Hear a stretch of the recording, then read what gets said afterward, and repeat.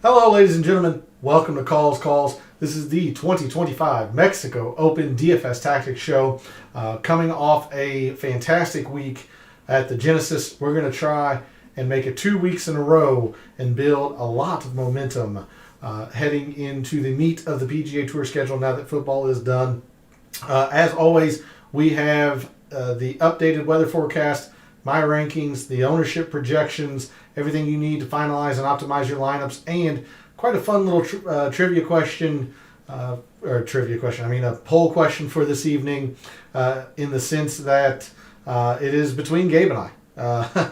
So a little bit of a shameless plug, forgive that, if you will, but a little bit of fun humor at our expense this evening. So would love to hear your all's opinion on the poll question. I'll post that here momentarily after the intro. But we have a lot to cover. Let's get into it. All statistics provided tonight and every night are from fantasynational.com. It is the best golf analytic tool out there for your money. Go check out fantasynational.com. You will not regret it.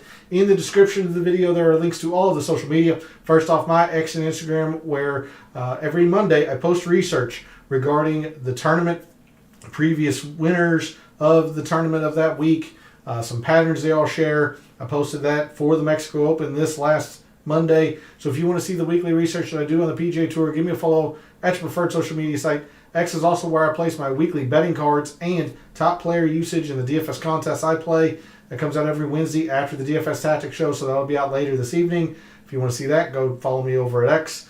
And then lastly, for social media, Gabe's handle's in the description. It is where we put our write-ups for our selections. I always cover our selections briefly at the end of the show.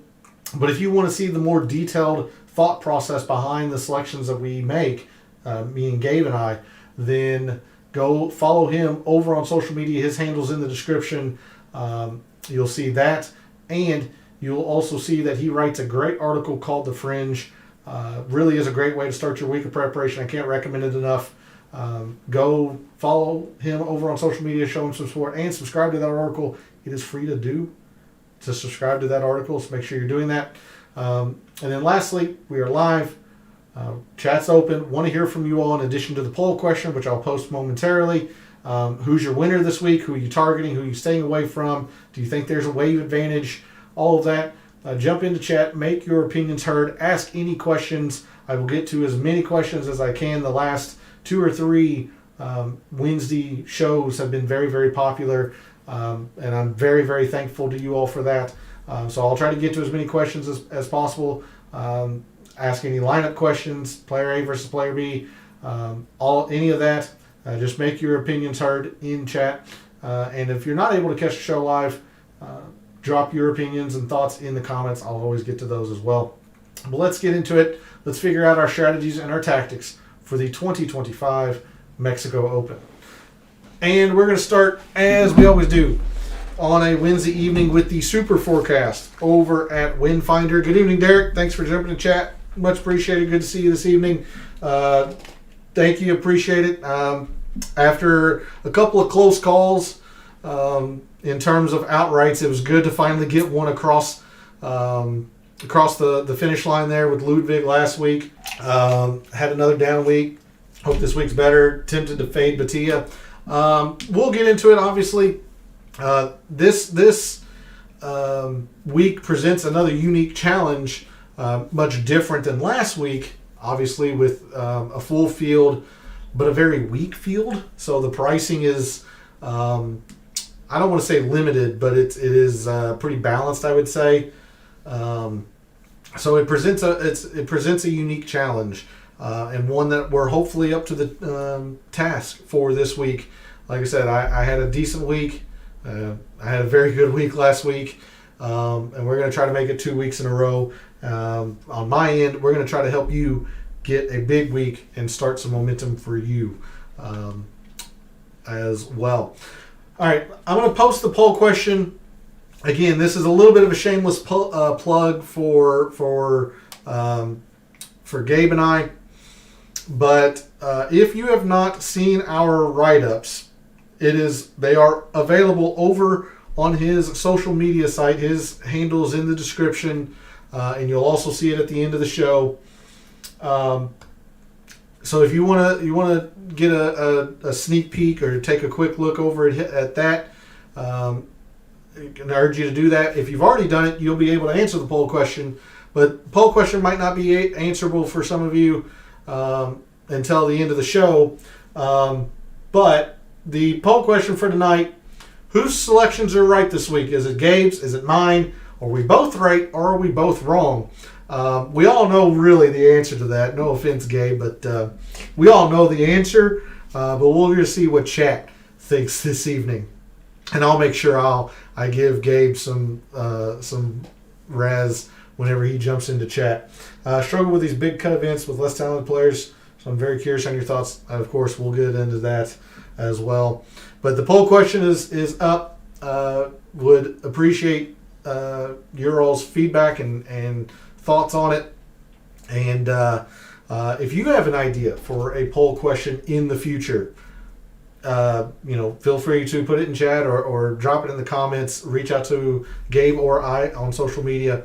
We would love to hear from you all. Good evening, P. Thanks for jumping in chat. Much appreciated. Good to see you this evening.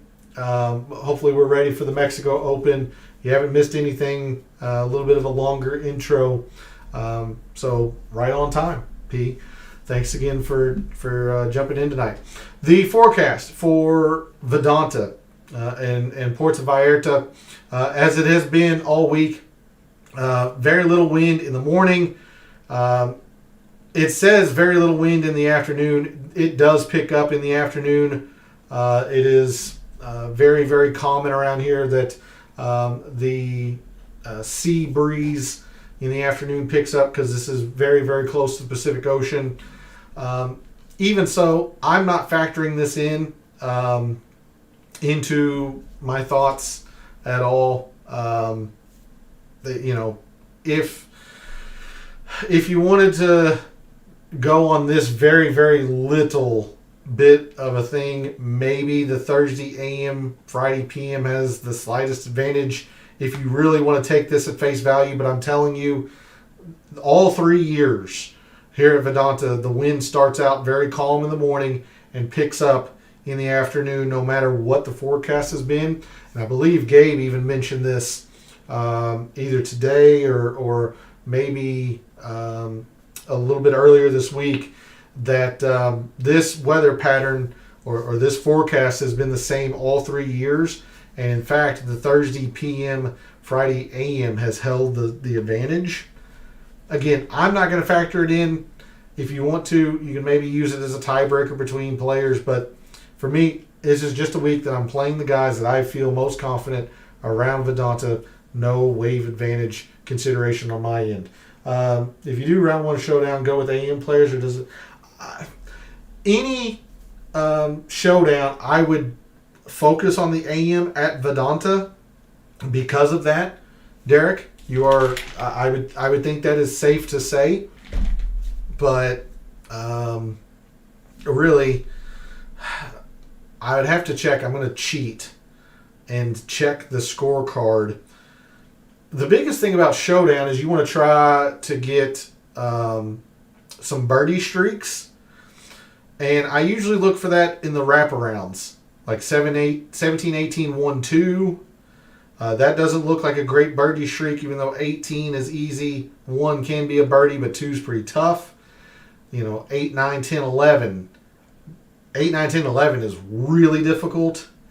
So maybe you would give a slight lean to the players that start on hole 10, start on the back 9, just because 18 is a very good opportunity. 1 can be an opportunity. Maybe somebody gets lucky with a birdie on 2. You don't plan on it, but really, I would go to the AM. Would be my preference. Now, I wouldn't play someone that is quite speculative over a more known name per se. Like I wouldn't or I wouldn't skip over maybe a Batia or a Jaeger to play a speculative AM play. That's not what I'm saying. But if you have preference on players and one is in the morning versus the afternoon for a showdown, I would probably lean the AM player. So that's how I would go about that. But yeah, no wave advantage that I see. Gabe seems to think there's a slight PM AM favor. I'm not going to factor that in, but I wanted to give you that info there. So we'll move to Fantasy National, and we're going to look at this filter quite a bit tonight. Long courses. Who has performed well on long courses? So your top performers in the past 14 months or so, going back to the century of 2024. Sam Stevens, Akshay Bhatia, Hayden Springer, Justin Lauer, Ben Griffin, Matty Schmid, Chan Kim, Chris Ventura, Charlie Hoffman, and Will Gordon. Now note, Norman Xiong was a withdrawal either earlier today or late yesterday. So Norman Xiong is not in the field. He's the only field change since Monday night's show. So if you happen to fill out some lineups earlier this week and had Norman Xiong, go change those. He has withdrawn. All right. Otherwise, not a whole lot to review from the week, since we're not really factoring in a whole lot of filters other than this long course filter. Spoilers foreshadowing the mixed condition model. So speaking of, let's go ahead and get into the mixed condition model that I have made for Vedanta this week. Not the behemoth that it was for the Genesis last week, although it did produce great results. But not as many metrics in this week's model. We're going to start with 5% off the tee on long courses. Look, I think accuracy will be only slightly a bit of a premium, but you see here mainly it's about distance. So 5% off the tee on long courses. Again, driver is going to be in these players' hands a lot. This course is long. It'll play to its true length because it sits at sea level. Not a whole lot of undulation or elevation changes throughout the course either. It's just long and flat. A lot, kind of like Torrey a little bit in that regard. So 5% off the tee. Skip ahead a little bit. 15% in distance. Look, you're just going to have a lot of distance off the tee. You look at the winners, John Rahm, Tony Finau, Jake Knapp. They're all long hitters off the tee. And you're going to have some length to contend. Maybe not necessarily make the cut or anything like that, but to contend, you're going to have some length. So 15% in distance on long courses. 10% in approach. And I backed this down 5% at the very end of finalizing this mixed condition model. I hate having only 10% in this. I want to have 15%, but I'll explain why I backed it down to 10% when we hit a couple of other metrics that I'm using. So I only have 10% in strokes gained approach, 5% in putting on past palm greens. And even though putting is always important, I did not want to overvalue it because the only putting data we get is from this course. And you might argue, hey, maybe that's something, maybe we would want to increase it because of that. I have a different approach, or I have a different mindset that I'm going to have less of it because that's the only data we have. Because there's other past palm courses that we don't have the data for, so players could have struggled on that and whatnot. So 5% on past palm putting, and just again for your information, the only past palm putting data we have in Fantasy National is from the Mexico Open. So it's essentially who has putt Vedanta well in the 3 years. Talked about distance, 10% in greens on long courses. These greens are big, but they're not necessarily the easiest to hit because you're generally coming in with them with long irons. So if you're hitting the green, you're actually gaining a little bit on on the other playing competitors. And I just wanted to see the skill set that guys are able to hit greens from a long way away. So 10% greens on long courses, 10% bogey avoidance on long courses. I toyed with the idea of wanting 5% and then making the approach 15, but I do think bogey avoidance is going to be pretty big this week. guys are going to get some birdies, or need to get some birdies. I mean, the winning scores have been right around 20 under. But there are big scores to be had around Vedanta if a player's not careful. So I want to see who can grind out pars, especially on long courses. I don't know if you mentioned it earlier, but is missing the fairway as punishing as last week. Driving accuracy not as important. Accuracy is not as important because these fairways are very wide. They're 41 yards wide on average, which is almost double the width of Torrey Pines from last week. The issue is if a player does miss the fairway, it's probably a penalty because they're in the jungle, native area. There is water throughout the course. So a player's going to have to be really offline for them to miss the fairway and for it to be a big factor. I mean, there is some rough around Vedanta, but it's not much. I don't know if you're familiar with Congaree. Congaree is a very similar, where they played the Palmetto Championship in 2021 maybe. And think of last year's U.S. Open at Pinehurst number 2, how there was almost literally no rough around Pinehurst number 2. Vedanta is very similar. Now there is some rough around Vedanta, but Vedanta is also very wide. Fairways are very wide. U.S. Open, they weren't because it's a U.S. Open. But think of that kind of layout, that kind of structure to a hole. Fairways generally run to native area, bunker, waste, water, stuff like that. Yeah. So it's going to be similar to that. Very similar. I can't say exact, but it'll be similar. So 10% bogey avoidance. And another reason why I felt fairly comfortable dropping approach to 10% is because I'm really focused on these long proximities. Again, the course is long. It's going to play to its yardage. What is it? 60-something%? I'll have to zoom out. So 40 and a half, and then 21. So 61% of the approach shots at Vedanta come from long range, 175 to 200 and 200 plus. So I'm just focused on those lengths of proximity this week. And that's why I've dropped the approach total down to 10% because I'm not as concerned with 8, 9 irons and wedges. That's not really what's demanded around Vedanta. It is 5, 6, 7 irons into these par 4s and attacking these par 5s and 2. So 10% in each of the long proximities. 15% in par 3s. Look, there's 5 par 3s around Vedanta. There's 5 of them. So they're going to be important. And they've played important all 3 of the first years that we've seen Vedanta. So I want to see who has played par 3s very, very well early on in 2025. 15% in par 3s, 10% in total par 5s. This one I'm a little skeptical about.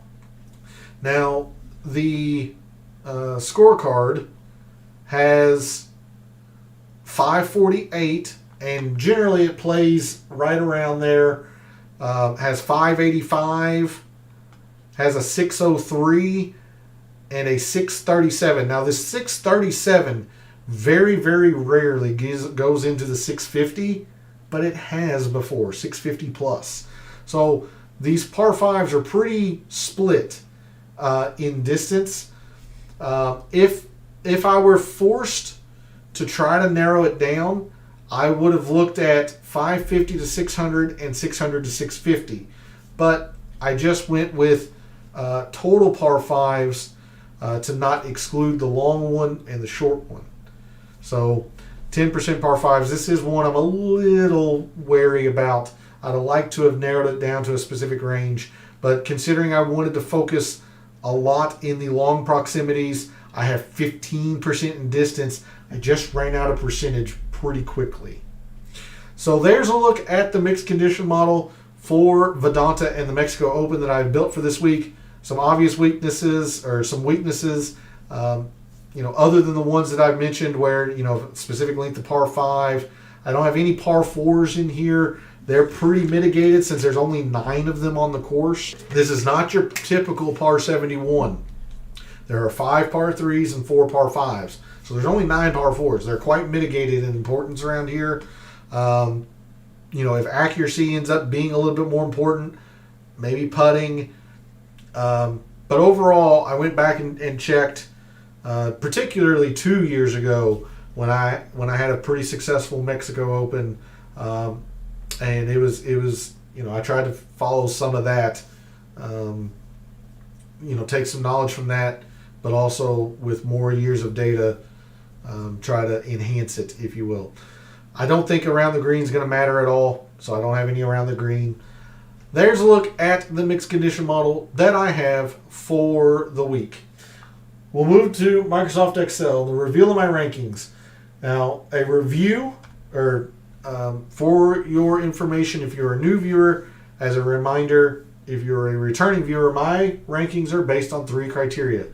The FNGC rank at Fantasy National will spit out a ranking based on the mixed condition model that we just went over, metrics, percentages that we just talked about. Course value is an attempt at giving a player a numerical value based on how well they have played that course, normally in the last 5 years. Mexico, or Vedanta, has only been seen 3 years, so this is only 3 years of data. Because of that, I have very little in terms of weighting, in terms of course value. It hasn't been very predictive just because there's so few years of data. But you see Jake Knapp, defending champion, he's only played it once. He won it, so he's got a very low course value.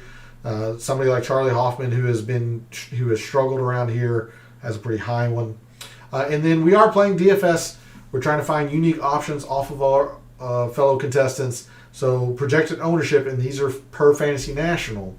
Projected ownerships also factor into my rankings.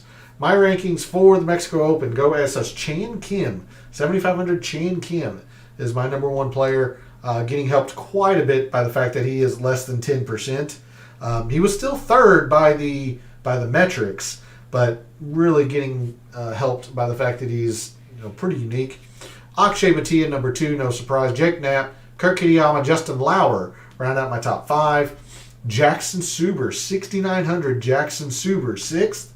6,800 Will Gordon, 7th. So 2 6Ks in my top 7. Sam Ryder, Chris Goddard, and Taylor Moore round out my top 10.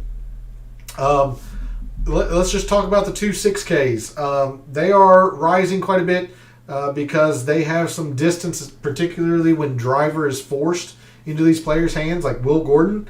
A lot of distance.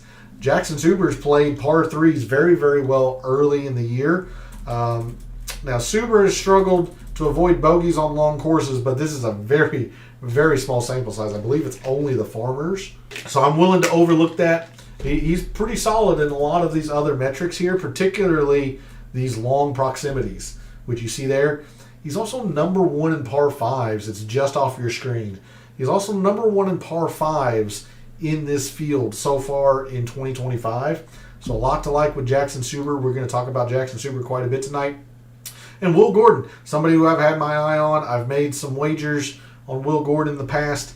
I've made some wagers on Will Gordon this week.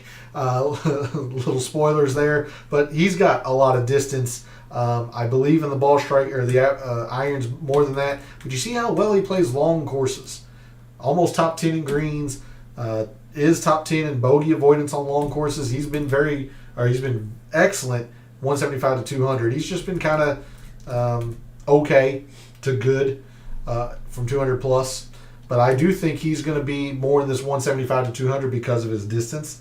So that's another reason why I like him quite a bit. So those are probably the 2 big surprises would be my guess. You can always argue the ordering of these players. Like I mentioned, Chan Kim's getting helped by the fact that he's pretty unique, but Bhatia, Kitayama has played very well here. It's only been 1 time, but he did finish runner-up to John Rahm, or tied with Tony Finau in 2022. Jake Knapp, defending champion, no real surprise, especially coming off a very impressive Farmers. Sam Ryder might be a little bit of a surprise, but he's very, very good on par threes. He's been third best in approach in this field, so a lot to like there. Enough rambling. We will sort on the price board, see where members of Fantasy National seem to be going, and then how we can pivot and find our leverage around them. So in the 5 digits, in the 10Ks, this week we have 3 players. Batia is at 10-7. Kurt Kitayama is at 10-2. Rasmus Højgaard is at 10-1. Batia and Kurt Kitayama have only played this one time, but they both top 5'd it. Kitayama was a runner-up in the first year Mexico was played. Batia, T4 last year or maybe 2 years ago. Both of them are getting quite a bit of ownership. Højgaard is the pivot, but you can see how much further down in the rankings Højgaard is compared to the other two. So despite the fact that he is getting some amount of ownership, 13%, I wouldn't be surprised to see him creep up to 15%. Højgaard is a full fade for me. I do not want any part of Højgaard, Rasmus Højgaard. I have to be mindful because his brother Nikolai is also in the field. But specifically talking about Rasmus, I want no part of Rasmus Højgaard this week. He's been really bad on par threes early this season. He's not been good at avoiding bogeys.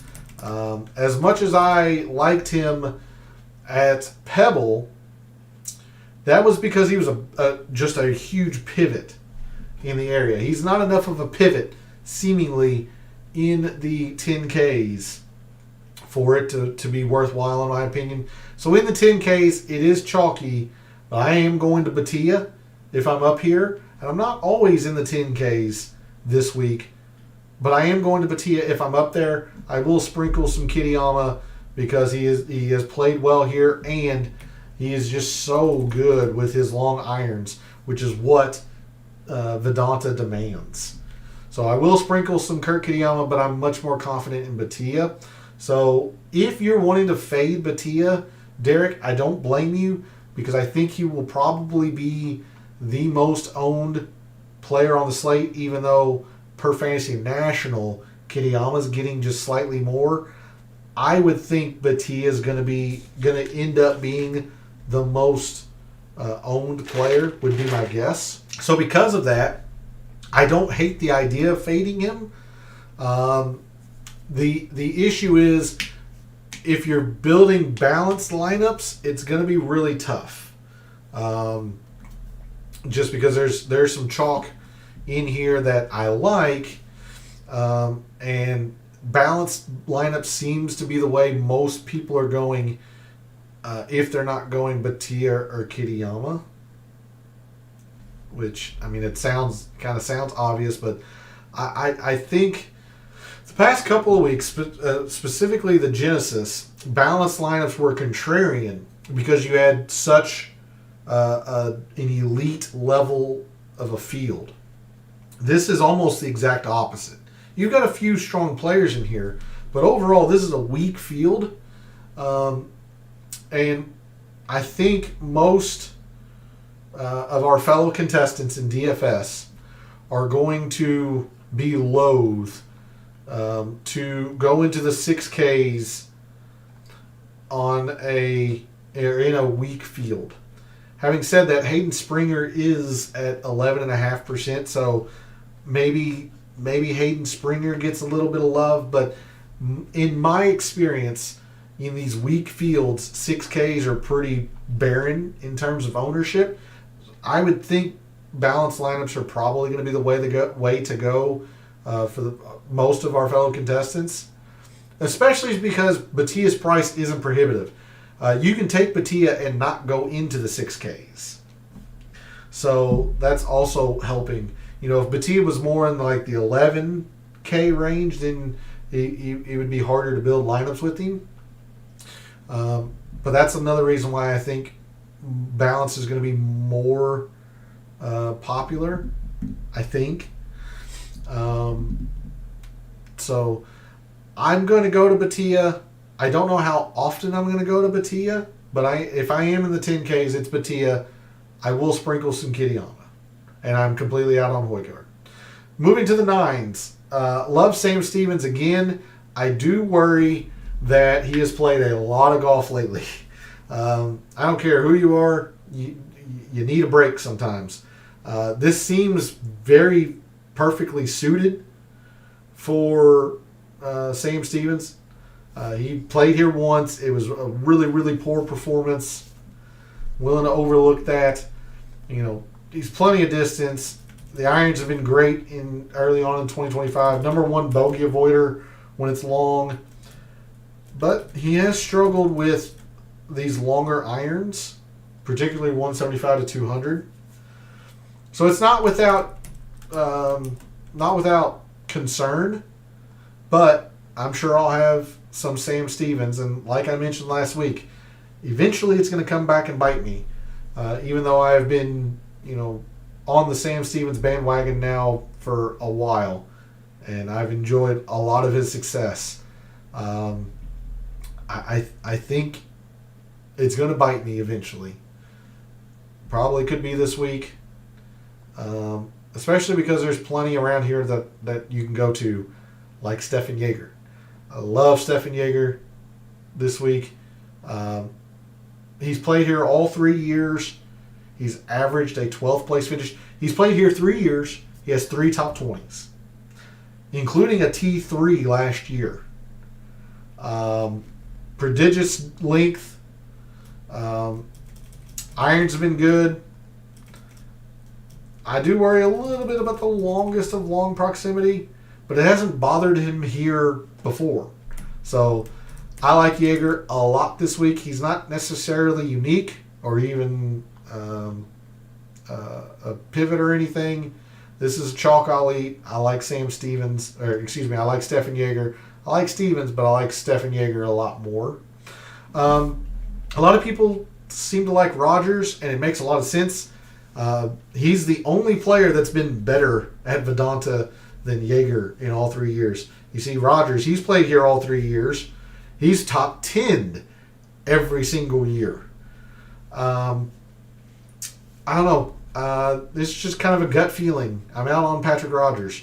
The irons, despite his very solid performance at the Genesis last week, his irons are still not good so far in 2025. He hadn't been good on the par 3s early this year. The long proximities haven't been good this year. I don't know. This one could bite me easily because Rogers is in pretty good form. But this is a fade for me. I want to like Harry Hall. He's been very good here. I just don't think this is easy. And he generally does his best when it's easy. Because you see, he kind of struggles on long courses because he's not the longest. Not the longest. He's plenty long, but he's not the longest.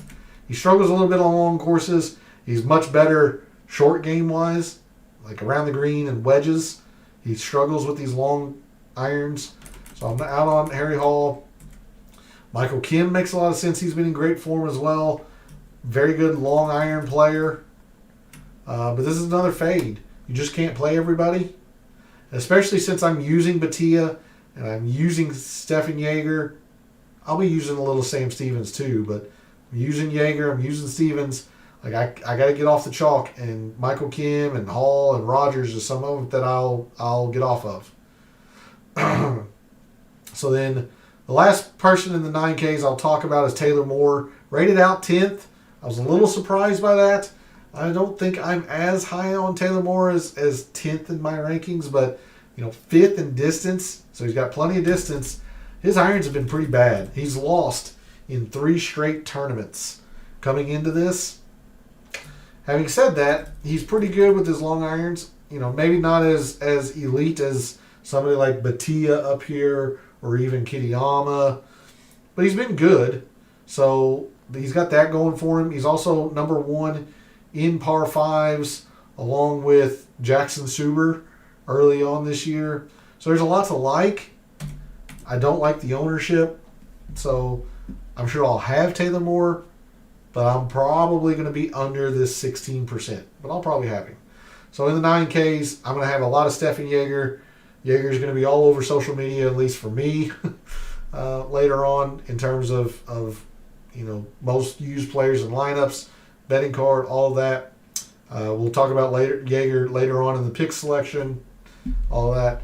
I will have some Sam Stevens. I'm not as confident as I have been in weeks past. And I'll probably sprinkle some Taylor Moore. Moving into the 8s.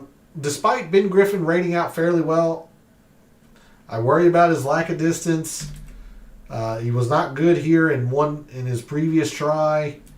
Hasn't been good with the irons yet in 2025. Just kind of off of Ben Griffin. We've talked about Kevin Yu past couple weeks. He played really well at the Genesis as a 6K. Again, this feels like a very good fit for Kevin Yu. Plenty of distance. Very good ball striker in general. It's all about the putter. We have not seen him on past Palom. If he putts anywhere close to field average, he'll be in contention. We just don't know. I want to like him, but there's others in the 8Ks that I'm more confident in. Which, speaking of, like Jake Knapp, defending champion, I see no reason why he won't play well again. He's going to be popular for a good reason, but plenty of distance, good form coming in off that excellent Genesis where he top 15, maybe he top 10. I know he at least top 15. Irons have been good. But in the 8s, I want to direct your attention to these two players, Justin Lauer specifically. Lauer does lack a little distance. That is the knock on Lauer. Third in par 3s, which there's 5 of them this week, so he's going to, in theory, take advantage of those. Irons have been very good to start this year. And look at these proximities, especially with these long irons. 7th and 17th. I think other than maybe Batia, he's probably got the best dual long iron rankings. 7th and 17th. I mean, just fantastic. Now, par 5s, he'll have to be better. Not as worried about off the tee. We talked about it because he lacks some distance. But he's also putt Vedanta pretty well. He's played here a couple of times. And he's putt Vedanta pretty well. So I love everything about Justin Lauer this week. He's a big pivot off of the Smalley and Jake Knapp chalk. That's right above him in the price. So I love everything about Lauer. And I do want to give a lot of attention to Nicholas Norgard. We've only seen him once so far in 2025, but he is a huge hitter off the tee. I mean, this guy hits it miles.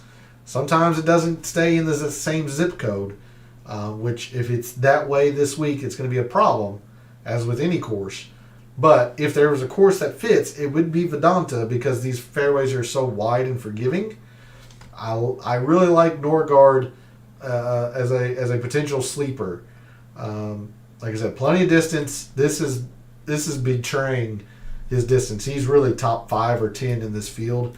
The irons have actually was really good his one trip or his one tournament. The long iron proximities were good. I like a lot about Nicholas Norgard. I'll be playing him in the mid 8s. Moving to the low 8s, do want to give a slight mention to Thorbjorn Olesen. If you don't know who Josh Culp is, he is a fantasy golf writer. Used to be with RotoWire. Now he has moved somewhere. I don't want to say and then it'd be wrong, but he's at Future Fantasy on X. He has been talking up Thorbjorn Olesen a lot this week, so I do want to give that slight mention to or about Olesen. I like Nikolai Højgaard. Of the two Højgaard brothers, I would be more on Nikolai. You see plenty of distance. The irons are in great form, unlike his brother. His brother's 34th, but Nikolai's 5th. He actually plays these par 3s well. He does trouble. He can get some bogeys. He doesn't, Scramble for his par is the best. But between the two Højgaard brothers, I would much rather be interested, or I'm much more interested in Nikolai than I am Rasmus this week. And then, take a casual look at Grayson Sig. Thorbjorn on an airplane. Okay, I didn't know that, but okay. I would take a look at Grayson Sig as well. Much like Justin Lauer, lacks some distance, but he has a lot going for him. Particularly that he plays long courses well. 3rd and greens, 4th and bogeys, long iron proximities, pretty solid. So take a casual look at Grayson Sig. I like others more, but take a look at Grayson Sig. So that's the 8s. I want to like Kevin Yu. It all depends on if you think the putter will help or be somewhat useful this week. I like Alex Smalley, but that's way too much ownership, so I can't call it a full fade. I'm sure I'll throw him in a lineup or two, but I'm going to be way under 17%. I love Jake Knapp. That's chalk I won't be able to get off of. Justin Lauer I'm all about some Justin Lauer. He got arrested. Blame sleeping pills. Yeah, we got to blame something, I guess. I'm going to play some Lauer. Again, take a long look at Nicholas Norgard as well. I'm much more interested in Nikolai Højgaard as well. And take a little bit of a look at Grayson Sig. Moving into the upper 7s, I'm not here all that much. At all, really. Casual mention to maybe Charlie Hoffman. But he's really more like mid-6s or mid-7s. Like, again, upper 7s, I'm just not here. Putnam rated out the best, but he lacks a lot of distance. 200 plus. Prox has not been good. A lot of people like him this week, or at least I've heard a couple of people mention him because he's a grinder. Grinds out his pars. Decent on long courses. But he's been pretty mediocre here at Vedanta, so no thanks. Moving into the mid-7s, this is much more where I'm at. Casual mentioned Charlie Hoffman. He has struggled here twice at Vedanta, so not as high on him as maybe 11th would suggest. The irons are in good form. He's also very good at long iron proximity generally, so he does have that going for him. I do want to casually mention Jesper Svensson, another one of these long-hitting DP World Tour players, much like Nicholas Norgard. Coming over from the DP World Tour, give Jesper Svensson a look if you're in the mid-7s. You want to if you can afford to take a shot on a player. Chan Kim, my number 1 player in my rankings. I'm going to play a whole lot of Chan Kim. I don't know if I would really have him number 1, but this is the only bad statistic he has. I mean, otherwise, par 3s, approach has been fantastic early on this year. Top 10 in greens on long courses. Like, his long iron proximities are really good. I like a lot about Chan Kim. Eric Van Rooyen makes a lot of sense as well. I'm just higher on other people, Derek. But he makes some sense. Like, he only rated 40th. He's been pretty good in multiple tries here. He's struggled early with the par 3s. But you think about his win at the Worldwide Technologies, another Mexican course that's long and very wide open, very forgiving. Now, El Cardinal doesn't have the trouble that Vedanta does if you get wayward. Whereas, like, Vedanta, you'll get penalty strokes, like jungle, water. With El Cardinal, it's more just desert and native area. So you can still technically play out of it.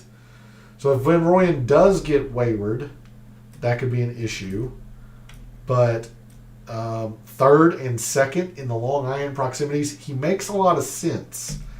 I just like others around here more that are less projected, to your point. But I don't think there's nothing wrong with Van Rooyen. Thoughts on Matt Wallace? Matt Wallace, he was up here, 79. He won Corrales, which is a good comparison course for Vedanta. plenty of distance, but I don't know. He just hasn't done much yet in 2025. He has struggled with the long irons. And, yeah, we can take a quick look at Matt Wallace. I'll change the page view. I mean, this is just me being transparent. I just don't know enough what he's done early on this year. And whatever he's done on the DP World Tour, I just won't know. Matt Wallace. So, 2 starts. Getting a lot of Fishburne. And I don't like Fishburne this week. Waste management was fine. Like, he's gained both times with the irons. He's lost both times off the tee. Like, Matt Wallace is a good around-the-green player. That is what he is known for. And I just think that doesn't play around Vedanta. And it's also not supposed to be terribly windy. I'm just not in love with it. Like, he's kind of field average, maybe slightly on the longer end. I don't know. Like I said about Van Rooyen, I just like others a little bit, in Matt Wallace's case, a little bit lower on the price board. Fishburne has not been very good in 2025 at all, and he really struggled here last year. I'm just not there with Fishburne. Between the two, I would go with Matt Wallace, but I'm not really on either of them. Casual mentioned to Sam Ryder, like Justin Lauer, like Chan Kim, lacks a lot of distance. You're playing Sam Ryder for the par 3 dominance, really. He's the best player on par 3s early on this year. He's also third in approach. The long irons are pretty good. Great in the case of 200 plus. So I don't hate Sam Ryder either. The lack of distance does worry me some. And then going to the low 7s, I'll tell you right now, I like almost everybody in here. Let me take that back. I can make a case for almost everybody down here, and I can also give you a reason why not to play them down here. What about Ryan Gerard? He was your scientist play a couple weeks ago. So I wanted to like Gerard as well. He was, right here, 76. Anytime par 5s matter, you got to think about Gerard. I'm surprised he's lacking a little bit of distance here. The long irons, I know he hasn't been very good lately. Now, he is a much better par 5 performer than this. This is, 1 or 2 tournaments that he's played. I want to like him. Again, I just kind of like others more. But I think you, Derek. Hey, Phil, good evening. Let me answer this question real quick. I'll get to you. Like you mentioned Van Rooyen, I think I would lean to Van Rooyen before Gerard, because the ownership's not that much higher, Derek. But I don't hate either one. Like I would much rather play Gerard and Van Rooyen as opposed to Fishburne and Wallace. Wallace might be in the conversation with those two. Like Fishburne is just a flat out no for me. But I could see Wallace maybe in that conversation. I think of those three, I think I would probably go Van Rooyen, then Gerard, then Wallace. But Gerard and Wallace are pretty close. And then Fishburne's an absolute no. Good evening, Phil. Thanks for jumping in the chat. Much appreciated. It's good to see you this evening. Hopefully you are ready for the Mexico Open. No, you did not have as much success as some of the other members of the community that we did last week. So we're going to try to get you on the right track. It's good to see you this evening. You're on CT Pan. I understand the very good course history here. Where is CT Pan? Low 8s. He's been very good here in multiple tries. Analytically, this is not a good fit for him. So maybe it's just something like he just putts well here. Like he's putt very well at Vedanta. I can't say that I like it, But it's hard to ignore how good he has played around Vedanta in multiple tries. So, if you're a big believer in course history, which this week I'm not, some weeks I am. Okay.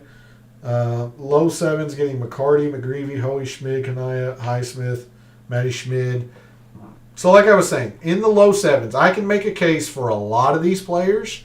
I can also give you a reason why not to play a lot of these players. So this is not a cop-out. I really mean this. I am truly playing a little bit of everybody down here, basically. But I'll highlight a couple of, maybe 2 or 3 players. I want to start with Christopher Ventura. Christopher Ventura is not well known around the PGA Tour. Top 20 in distance, at least when driver is forced. So I mean, he's got a lot of distance. A little concerned with this proximity, but the 200 plus prox is really good. He's been very good on par 5s. 3rd in bogey avoidance on long courses. Like, he plays long courses very, very well. Ventura is a little bit of a wild card, but is somebody that I think is absolutely worth the gamble if you're playing a few lineups. So I like Christopher Ventura. I like Rico Hoey. I think somebody mentioned Rico Hoey. Number 1 in greens on long courses. Rico Hoey played extremely well in the fall. I say we as myself and the community was high on Rico Hoey this past fall. He's had a very, very slow start to 2025. Wasn't long ago, Rico Hoey was in the 8s. In a similar strength field to this. So to get him at 7,200 is a decent steal. I like Rico Hoey quite a bit. I also kind of like Ricky Castillo. University of Florida product. Good irons, good distance. I'm not too concerned with his lack of past Palom data. Be on the lookout for Ricky Castillo. The last one I will casually mention in the low 7s, even though there's not a lot of data on him, is Matteo Monacero, the Italian. And a lot of it is due to the fact that he is a very, very proficient long iron player. I would ignore this. This is only from the Farmers, I believe. You see the ability he has with long irons. He's very good with his long irons. And that's what Vedanta demands. So, but Monacero has won, I think, 4 or 5 times on the DP World Tour. Like, he's a winner. He just hasn't done it yet here on the PGA Tour. So I do want to give a casual mention to Monacero. Want to go crazy, go with Toasty. He hits it a mile, but he hits it sideways sometimes. That's like Nicholas Norgard. I don't hate that, Derek, at all in terms of Toasty. I mean, yeah, 2nd in driving distance. Like, the irons have never been his strong suit. Par 3s, a little concerning. You're playing him for his prodigious distance. And he's been okay at Vedanta. So I don't hate it at all. I mean, he's top 25 in my rankings. So, I mean, as I was mentioning, I'm going to have some Toasty. I will sprinkle some Toasty. I'm going to sprinkle a lot of these players. Lonto Griffin, Chris Ventura, Pogeeter, Rosner, Goddard, Hoey, even Joe Highsmith, Castillo. Like, all of these guys I'm going to have once or twice because I can't, maybe not Frankie, Vincent Norman, Matty Schmid. Like, these guys I'm going to sprinkle. I'm going to just scattershot the entire low 7s because I don't have a strong gauge who to and not to avoid. So I'm just going to play a little bit of everybody down here, hope one pops. Because I've got a very strong core up here, so I can afford to scattershot it down here. All right, in the 6Ks, there are 3 players maybe that I want to give a mention to. First was, Hayden Springer is going to be your most popular 6K play. Makes a lot of sense. I was talking about Hayden Springer a couple weeks ago, I think, at the Waste Management. Didn't turn out great, but plenty of distance. Plays long courses very, very well, but he's not going to be as popular as you're hoping. I need to give a shout to Phil. Phil kept talking about Tim Whiting or Weeding.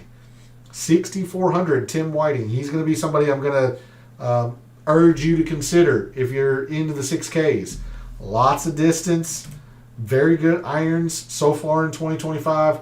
You're mostly playing him for the distance, but his long iron proximities have been pretty good as well. So, good shout there, Tim, from Monday night. Do want to give that shout to Tim Whiting. Take a look at Will Gordon. I like Will Gordon quite a bit. But the mad scientist play this week is Jackson Suber.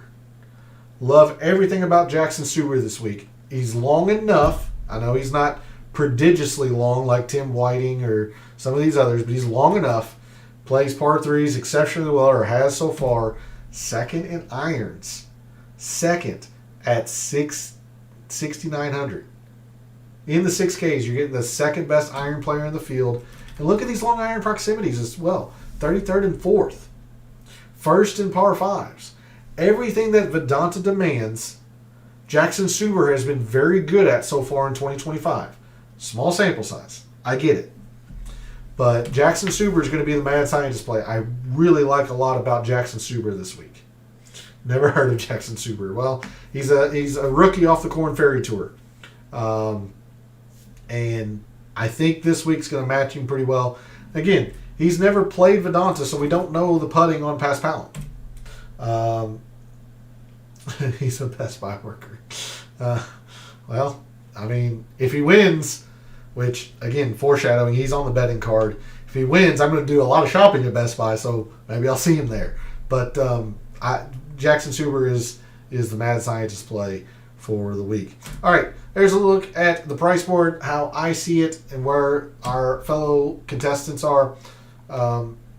seem to be going. Let's make some lineups real quick. We're going to go to tiers contest. Tier 1, Akshay Bhatia, Kurt Kitayama, Rasmus Højgaard. I'm going to go with Bhatia. I understand if you go with Kitayama. I just think Højgaard's a clear third. So give me Bhatia. I don't hate Kitayama. Tier 2, Sam Stevens, Jaeger, Rogers, Rye, and Michael Kim. For me, it's a two-man tier between Jaeger and Stevens. I'll go Jaeger. Sam Stevens is fine too. Tier 3, Harry Hall, Bo Hostler, Taylor Moore, Ben Griffin, and Alex Smalley. If I could skip Tier 3, I would and take a couple in Tier 4. Since I can't do that, I'll probably go Taylor Moore just because he's the top rated. I don't love it, considering this seems to be pretty chalky. But I just have some concerns with Harry Hall and Michael Kim. So yeah, give me Taylor Moore in Tier 3. Tier 4, Kevin Yu, Jake Knapp, Justin Lauer, Norgard, C.T. Pan, Olesen, and Grayson Sigg. Like I said, if I could take a couple in here, I would. I like Kevin Yu. Love Jake Knapp. Swooning over Justin Lauer. Really like Norgard as well. So in Tier 4, I'm going to take Justin Lauer thinking he's going to be very, very unique in the tier.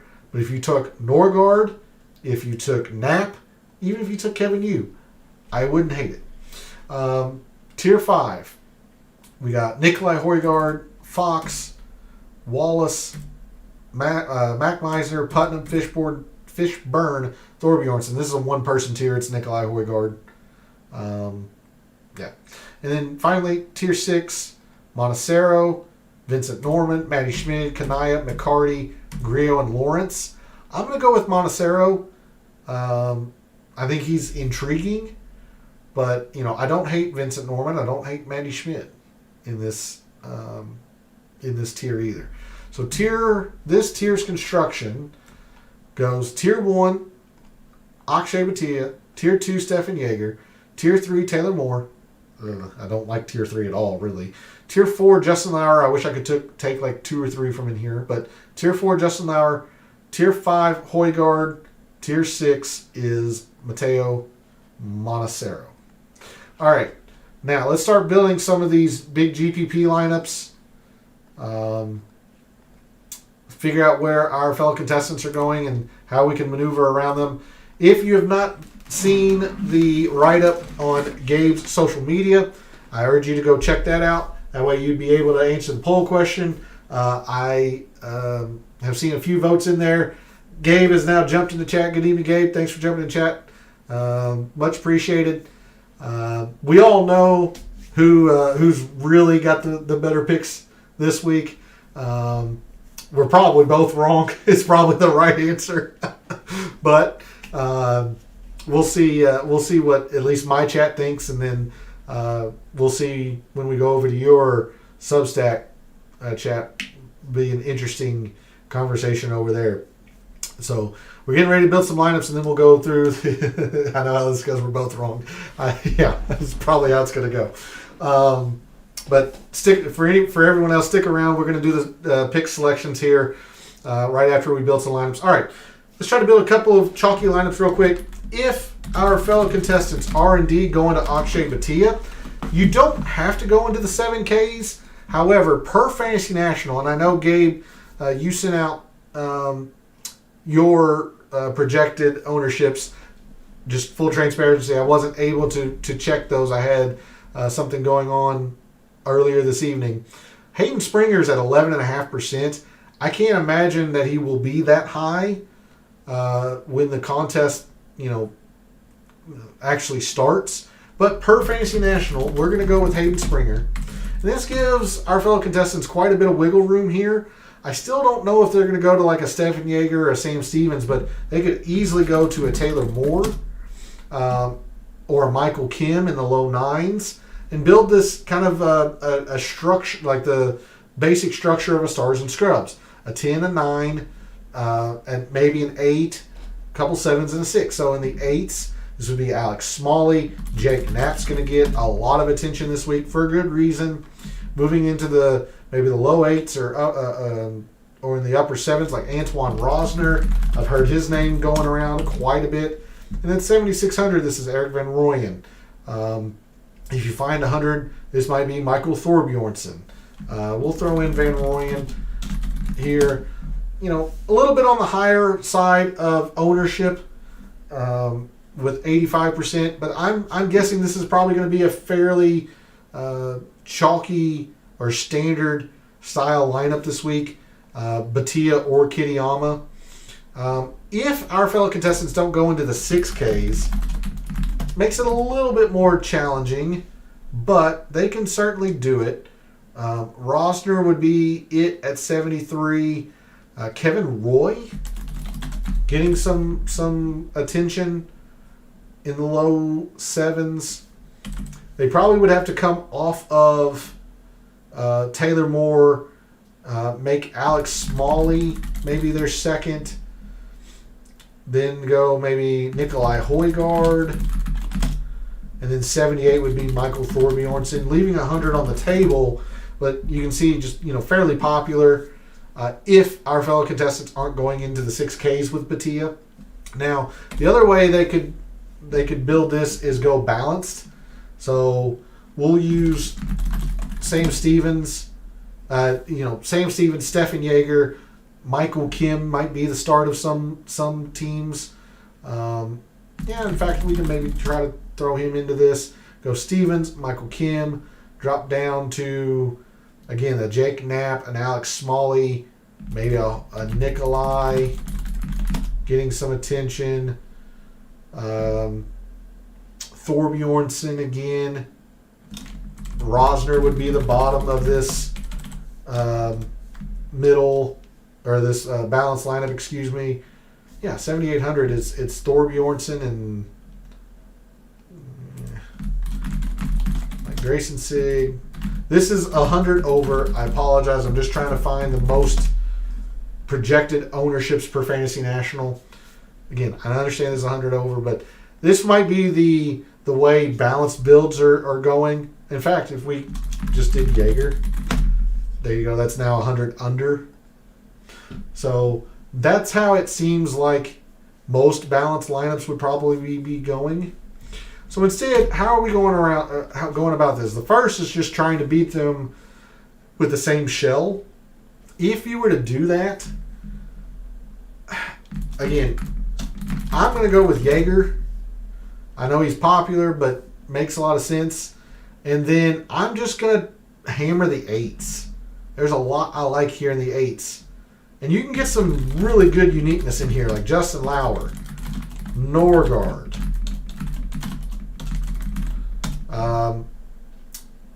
even Grayson Sig to a lesser extent. Somebody mentioned CT Pan. I'm not in love with, but could work. Like Jake Knapp probably fits in this honestly as well. Be out of order, but Jake Knapp. And then, as I mentioned, this is why I've been scattershotting the low sevens.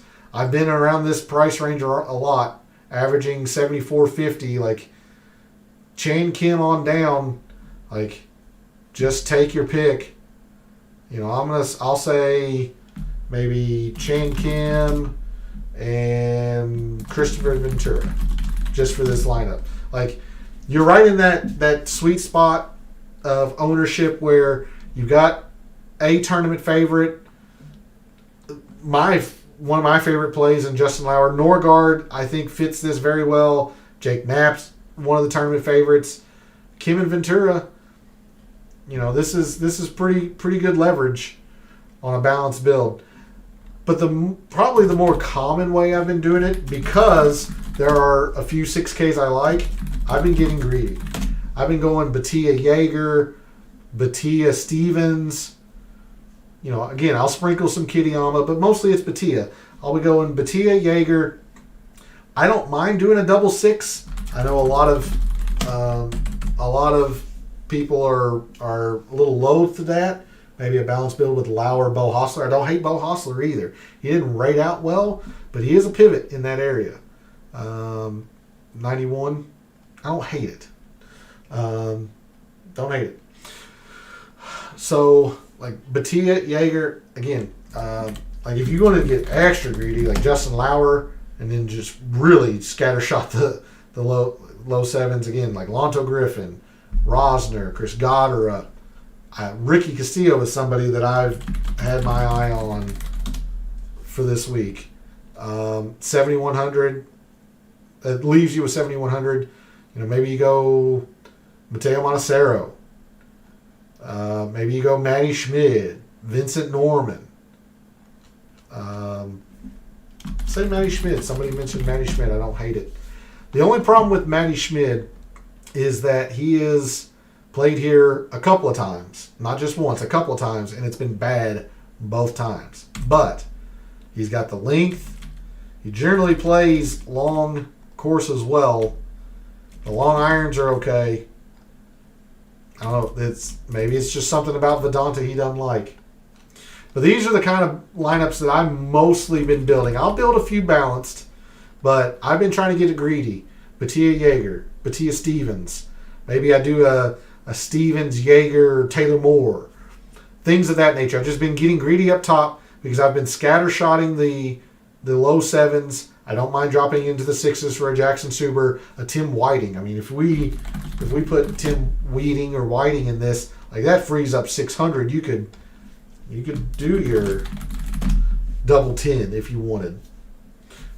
Possibilities are endless because there's several players in the low sevens that I can make a decent case to consider. All right, a little bit over on time. I want to be sensitive to Gabe's chat. Don't want to hold them up either. So we're going to go to the pick selection, the crux of the poll question for this evening. A little bit of fun, a little shameless plug, so forgive Gabe and I for that, but we don't do it often, so hopefully you'll forgive us this one time. The crux of it is Gabe and I are at war this week. We are seeing things a little different this week. My winner is Stefan Yeager. I'm gonna go back to that well. I'm a little sour that I didn't get the outright from him at the Sony. I'm going to go back to the well with Stefan Yeager at a course that should fit him very well. He has played very well here the first 3 years. Gabe and I are at war because Yeager is his fate. He's going to pick Yeager to miss the cut. So one of us is not going to be happy, or maybe we're both unhappy in the sense that Yeager finishes like T50. Probably more ache into what's going to happen. But I know I skipped ahead a little bit, but that's the reason why Gabe and I are at war this week. Gabe's going to choose Sam Stevens as the winner, and I don't hate that at all. I've been on Sam Stevens for a month now, maybe even longer. It should fit him very well. He is 0 for 1 at Vedanta. You can forgive one time. Maybe it was a bad week. I'm a little concerned he's played a lot of golf lately. That's the only reason. My favorite play is Justin Lauer. A lot being the fact that he is a big pivot in the 8Ks off of Jake Knapp, off of Alex Smalley, off of Nikolai Højgaard, who's a little bit cheaper. I just love everything about Justin Lauer this week. I wish he had a little bit more distance, but he can't be the perfect player. So I'm going to take Justin Lauer as my favorite play. And Gabe's going to go with Aaron Rai, someone we didn't mention, but has been very good at Vedanta in, I think, 2 tries, maybe 3. He's also a pivot in the 9Ks with Bo Hostler. He lacks some distance, but you want to talk about long iron proficiency. Aaron Rai is pretty good. So a decent suggestion there from Gabe, especially for uniqueness and pivots. We talked about Gabe's fade. I'm going to fade Rasmus Højgaard. Just don't want any part of Rasmus this week after a disastrous performance at the Genesis. Mad Scientist play, I'm going to go with Jackson Suber. Gabe's going to go with Aaron Baddeley. Aaron Baddeley has surprisingly played Vedanta very well in a couple of tries. At least a couple of tries. Maybe it's just one. But Baddeley more known for a short game, which you wouldn't think about for Vedanta, but putting always plays. So Gabe's going to go with Baddeley. Our fear of missing out. I'm going to go with Rosner, as I put in the write-up over on Gabe's social media page. A lot of people have been talking about Rosner. He rated out, fairly middling. I don't know a lot about the player, but a lot of very smart people are mentioning Rosner a lot. So I will tail them, and then along those same lines, Gabe's going to go with Thorbjorn Olesen. And I gave the mention to Josh Culp, who has been very high on him all week, who's very, very smart as well. And then our wild card category, we were going to go with top Mexican-born player, but then we realized there were only 4 Mexican-born players. So that was very limiting. So we expanded it to top Latino. I'm going to go with Rico Hoey. I love Rico Hoey. Somebody that I played a lot in the fall. Was very, very successful with Rico Hoey in the fall. And Gabe is going to go with Alvaro Ortiz, the younger brother of Carlos Ortiz. I don't know if many people know that. But Gabe's going to go with Alvaro Ortiz. Baddeley always lives, he lives near the oceans. I mean, he is Australian, so you would think the wind wouldn't be a factor to him. He probably knows how to play these style of courses, you would think. So I kind of like that suggestion. So there's their picks. Let us know what you think, either in the comments or more preferably, go over to Gabe's social media page. Put your thoughts out there. Who do you think has the better selections this week? After picking Ludwig Aubert to win last week, I have cut the lead down to 1. Kind of making the rules up as we go. Since this is our first foray into this style of content or whatnot. But Gabe still has a 1-point lead, and I think his lead's going to expand, or I'm going to take the lead, considering we are at odds this week. Carl Phillips is my Mad Scientist plate. All right, there you go. So there's a mention to Carl Phillips. So I need to thank Derek, P, Phil, and Gabe for jumping in chat. Very much appreciated. Thanks to everyone else out there who tunes in, watches, listens, supports the channel, liking the videos, commenting, and subscribing. I always appreciate it. Love what I do. Taking a very in-depth look at golf statistics, trying to help us all win a little bit of money in the process. Some weeks better than others. Last week was great, at least for myself and a few others. So we're going to try to build that momentum and or help you start your momentum as we move forward this week. I'll be over in Gabe's Substack chat here momentarily as soon as I shut down the stream and whatnot. Thanks again for all the support, for all the wagers you've made this week for the Mexico Open, for all the DFS contests you play this week for the Mexico Open, for this weekend and every weekend. May all your bets be profitable.